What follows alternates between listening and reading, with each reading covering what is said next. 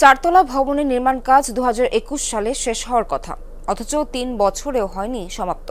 ক্লাসরুমের অভাবে খোলা মাঠ বা বারান্দায় চলছে মেহেরপুরের করমদি দাখিল মাদ্রাসার পাঠদান। প্রায় অর্ধেক কাজ বাকি থাকার পরও সাবেক নির্বাহী প্রকৌশলীর সহায়তায় বিল তুলে নেওয়া হয়েছে। শিয়া বাটার ও ভিটামিন ই সমৃদ্ধ lily glam beauty soap. Lily, always beautiful. শ্রেণীকক্ষ সংকট, তাই বিদ্যালয়ের বারান্দাতেই চলছে কোমলমতি শিক্ষার্থীদের পাঠদান, অথচ পাশেই রয়েছে চারতলা ভবন। এই চিত্র মেহেরপুর গাংনী উপজেলার করমদি দারুস সুন্নাহ নেসারিয়া দাখিল মাদ্রাসার। নির্বাচিত মাদ্রাসাসমূহের উন্নয়ন প্রকল্পের আওতায় 2019 সালের অক্টোবরে শুরু হয় চারতলা ভবন নির্মাণ কাজ। 3,27,00,000 টাকা ব্যয়ে ভবনের নির্মাণ কাজ শেষ হবার কথা 2021 সালের এপ্রিলে, কিন্তু 2024 সালের শেষ ভাগে এসেও মাদ্রাসা ভবনের কাজ পুরোপুরি শেষ হয়নি। নানা সংকটের মধ্যেই পড়াশোনা করতে হচ্ছে এই প্রতিষ্ঠানের শিক্ষার্থীদের। এখানে ক্লাসরুমও সেরকম ভালো না, অনেক জায়গায় জানালা দরজা সব কিছুই কেমন ভাঙা, জানালাগুলোও ভালো না। বৃষ্টি হলে এখানে ছাড়তে আসে, এখানে বৃষ্টি হয়ে গেছে জমে যায়, এই কারণে আমাদের সমস্যা হয়। ভবন নির্মাণের কাজ পান কুষ্টিয়ার আনিসুর রহমান নামের এক ঠিকাদার। বাস্তবায়নকারী ঠিকাদার নূর ইসলাম।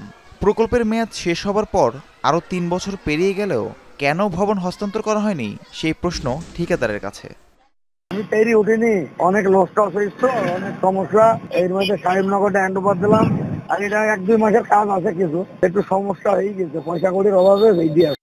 ঠিকাদারের দাবি অর্থের অভাবে নির্মাণ কাজ সম্পন্ন করা যায়নি, কিন্তু খোঁজ নিয়ে জানা যায় এরই মধ্যে বরাদ্দের 2,67,00,000 টাকা নিয়েছে ঠিকাদারি প্রতিষ্ঠান। এমনকি প্রকল্পের মেয়াদ শেষ হওয়ার পর মেহেরপুর শিক্ষা প্রকৌশল অধিদপ্তরের সাবেক নির্বাহী প্রকৌশলী গোলাম মুত্তাকিন 2 দফায় প্রায় 33 লাখ টাকা দিয়েছেন এই ঠিকাদারকে। কেন পিজির অর্থ এবং অতিরিক্ত বিল দিলেন ঠিকাদারকে, এই বিষয়ে জানতে একাধিকবার যোগাযোগ করলেও ফোন ধরেনি অভিযুক্ত গোলাম মুত্তাকিন। শ্রেণীকক্ষের অভাবে ব্যাহত হচ্ছে মাদ্রাসা শিক্ষার্থীদের পড়াশোনা। বারবার নতুন ভবন দ্রুত নির্মাণ ও হস্তান্তরের বিষয়ে ঊর্ধ্বতন কর্তৃপক্ষের কাছে জানিয়েও কোনো সমাধান মেলেনি অভিযোগ মাদ্রাসা সুপারের। আমরা এটা জানিয়েছি, এমনকি জেলা ইঞ্জিনিয়ার এবং জোনাল অফিস, এক্সচেঞ্জ অফিস, ঊর্ধ্বতন কর্তৃপক্ষকে আমরা এ ব্যাপারে জানিয়েছি এবং ওনারা আমাদের প্রতিষ্ঠানকে ভিজিটও করেছেন। ঠিকাদারের খামখেয়ালির জন্য একাধিকবার সতর্ক করে নোটিশ দিয়েছেন নির্বাহী প্রকৌশলী, কিন্তু অতিরিক্ত বিল দেওয়ার কারণে চুক্তি বাতিল করা সম্ভব হচ্ছে না বলে জানান তিনি। ঠিকাদারের সাথে যোগাযোগ করি এবং একাধিকবার আমরা পত্র তাকে প্রদান করেছি এবং দাপ্তরিক যে ব্যবস্থাগুলো নেওয়া দরকার সেগুলো আমরা নিয়েছি। অ্যাডভান্স বিল প্রদান করার থাকার কারণে আমরা আসলে এখানে বাতিলেও যেতে পারতেছি না।